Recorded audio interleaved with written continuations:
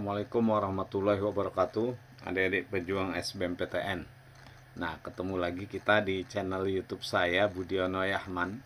Hari ini kita akan membahas soal model terbaru persiapan UTBK SBMPTN ya. Nah, ini kita lihat soal berhubungan dengan titrasi, pH campuran asam basa, kemudian pH asam dan basa. Baik, adik-adik coba kita lihat soalnya. Pirimidin ini C5H5N. Ini adalah suatu basa organik yang merupakan basa lemah dengan nilai Kb 1,5 kali 10 pangkat min 9. Sebanyak 60 ml larutan piridin yang konsentrasinya 0,15 molar dititrasi dengan larutan HCl 0,3 molar. Perubahan pH larutan diamati dengan pH meter. Nah, setelah tercapai titik ekivalen, campuran dalam labu titrasi diencerkan dengan menambahkan 60 ml air. Pertanyaannya yang pertama adalah tentukan pH larutan piridin sebelum titrasi. Baik, adik-adik kami, ini adalah soal tentang titrasi. Jadi di sini ada 3 soal nanti yang kita akan bahas. Ini soal yang pertama.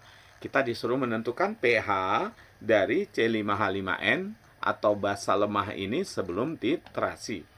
Nah, sebelum titrasi, sebelum diteteskan larutan HCl, maka yang ada hanya basa lemah. Nah, karena kita diminta menentukan pH larutan basa lemah, maka kita gunakanlah rumus untuk menentukan konsentrasi OH- pada basa lemah, yaitu konsentrasi OH-, ingat, karena di sini diketahui nilai Kb, rumusnya adalah akar dari Kb-nya kita kali dengan konsentrasi basa lemahnya. Nah, Kb, konstanta basa dari piridin adalah 1,5 kali 10 pangkat min 9. 1,5 kali 10 pangkat min 9. Kemudian kita kali dengan kemolaran piridin, yaitu 0,15 ya, 0,15. Nah, 0,15 itu bisa saja kita tulis 1,5 kali 10 pangkat min 1. Oke, maka dari sini kita bisa dapat 1,5 kali 1,5 kita akarkan, maka kembali jadi 1,5. 10 pangkat min 9 kali 10 pangkat min 1, 10 pangkat min 10. Diakarkan 10 pangkat min 5. Nah, karena ini OH-, maka kita peroleh POH. Berapa POH-nya? POH adalah min log 1,5 kali 10 pangkat min 5. Min log 1,5 kali 10 pangkat min 5. Nah, ini hasilnya adalah 5 dikurang logaritma 1,5. Nah, maka adik kami kita bisa lihat di sini pH-nya 5 kurang log 1,5. Dengan demikian pH-nya adalah 14 dikurang POH. Berarti 14 kita kurang dengan 5 dikurang log 1,5. Sehingga kita peroleh hasilnya adalah 14 dikurang 5 itu 9. Min dikali min jadi plus log 1,5. Berarti dari sini kita bisa peroleh jawabannya adalah cantik. Nah, ini soal pertama, kita akan lanjut ke soal yang kedua. Untuk soal yang kedua, pertanyaannya, setelah penambahan 15 ml larutan HCl, maka pH dalam labu titrasi adalah berapa?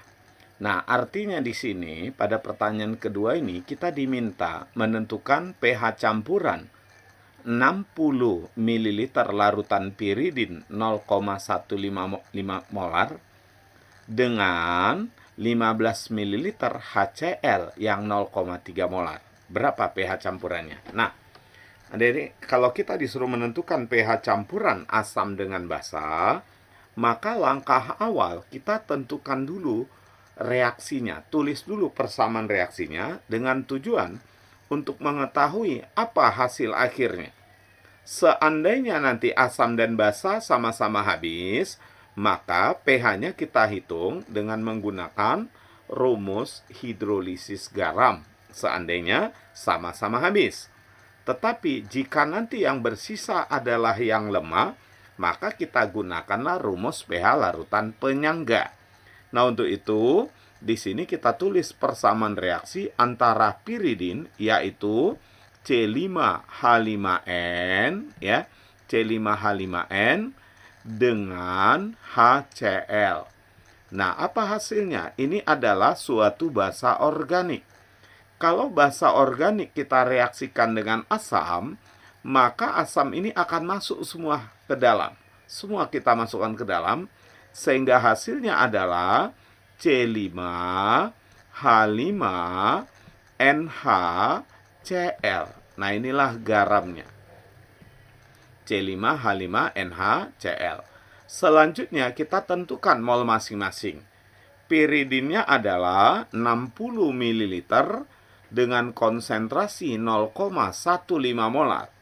Kalau kita kalikan 60 dengan 0,15, maka kita peroleh piridinnya adalah 9 milimol. Lalu HCl-nya 15 ml kita kali dengan 0,3 molar. Nah, 0,3 dikali 15, maka dapat kita 4,5 milimol. Berarti di sini kalau kita lihat perbandingan koefisien 1:1, sementara perbandingan mol 2:1. Nah, kalau perbandingan koefisien dengan perbandingan mol tidak sama, itu artinya ada zat yang bersisa. Maka kita tuliskan mula-mula, kemudian bereaksi, lalu sisa dengan tujuan kita mau menentukan zat yang sisa yang mana gitu. Oke, kita tentukanlah pereaksi pembatasnya. Pereaksi pembatas itu kita bagi mol dengan koefisien, bagi mol dengan koefisien. Mana hasil bagi yang paling kecil itu pereaksi pembatas. Berarti pereaksi pembatasnya HCl. Artinya HCl habis. Disediakan 4,5 milimol, bereaksi 4,5 milimol juga. Nah, lalu dari piridin ini dari 9 milimol yang bereaksi juga 4,5 milimol sesuai dengan perbandingan koefisien, yaitu 4,5, 1:1, 4,5, 4,5. Maka sisa piridin adalah 4,5 milimol. Kemudian terbentuk garam sebanyak berapa? 1:1:1, 4,5, 4,5. Berarti ini 4,5 milimol. Nah, adik-adik di sini ternyata bersisa basa lemah. Maka kita gunakan rumus buffer basa.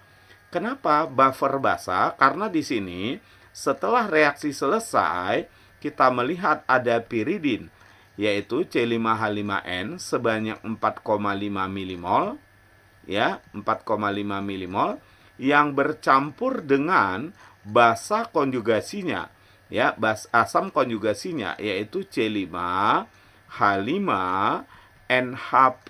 Nah, ini adalah asam konjugasi dari piridin, yaitu ini NH+ ya. Nah, yaitu sebanyak 4,5 milimol juga. 4,5 milimol juga. Nah, ini yang membentuk larutan penyangga atau sistem buffer basa di sini. Maka kita gunakanlah rumus pH buffer basa, yaitu OH- sama dengan Kb dikali dengan mol basa lemahnya, yaitu piridin C5H5N, ya, kita bagi dengan mol asam konjugasinya. Mol asam konjugasinya yaitu mol C5 H5NH+. Nah, kita tinggal masukkan nilainya. Kb-nya yaitu 1,5 kali 10⁻⁹. Mol C5H5N-nya adalah 4,5. Kemudian mol dari asam konjugasinya ini juga 4,5. Nah, maka kita peroleh nilai OH-nya 1,5 kali 10⁻⁹. Berarti pOH-nya langsung aja kita tulis 9 dikurang log 1,5.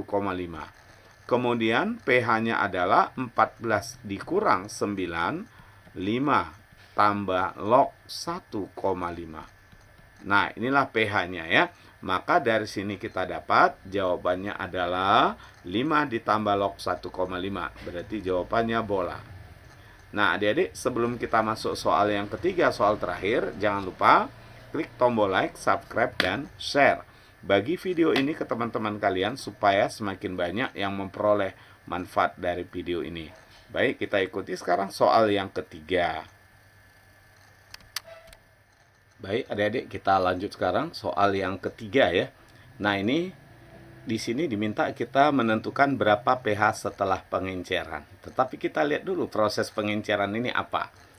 Jadi piridin ini basa lemah sebanyak 60 ml larutan piridin dititrasi dengan HCl.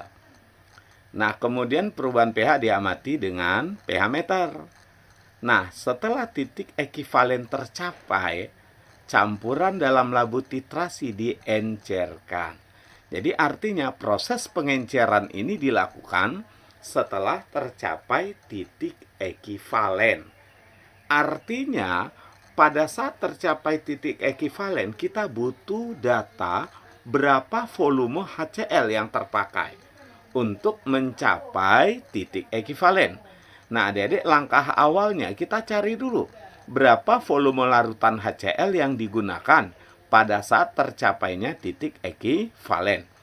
Nah, titik ekivalen itu adalah suatu pH di mana, suatu kondisi di mana asam dan basa itu tepat sama-sama habis bereaksi, atau kedua zat tersebut mengikuti persamaan ini, yaitu mol asam, mol HCl, dikali dengan valensinya, ini sama dengan mol basa, yaitu mol piridin, C5H5N, dikali dengan valensinya.